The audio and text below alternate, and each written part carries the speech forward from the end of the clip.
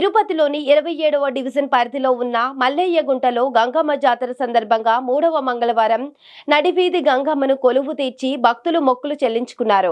గంగమ్మ జాతర సందర్భంగా ప్రతి ఏటా చైత్ర మాసం 3వ మంగళవారం మల్లయ్యగుంటలో నడివీధి గంగమ్మను కొలువు తీర్చి అంబళ్లను సమర్పించడం ఆనవాయితీగా వస్తుంది.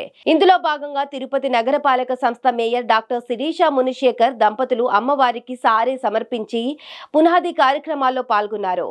ఈ సందర్భంగా మేయర్ డాక్టర్ శిరీష మాట్లాడుతూ ప్రతి ఏటా గంగా జాతర 3వ వారం ముందు జరిగే నడివీధి గంగమ్మ జాతర నిర్వహించడం ఆనవాయితీగా వస్తుందని తెలిపారు.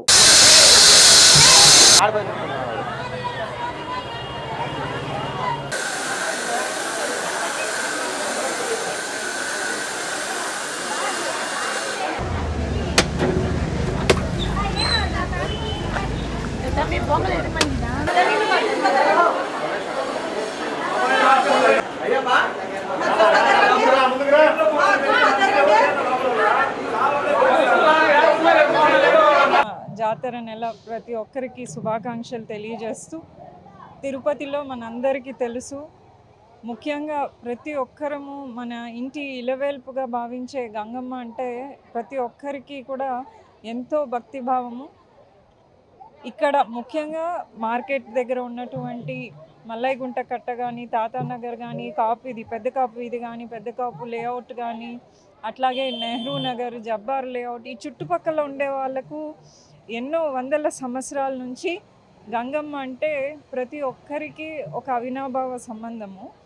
ప్రతి మేలో గంగమ్మ జాతర జరుపుకోవడం మనందరికీ తెలుసు, ఆనవాయితీ. జాతర ఒక నెల ముందు నుంచే మనకు గంగమ్మ వారాలు స్టార్ట్ అవుతాయి.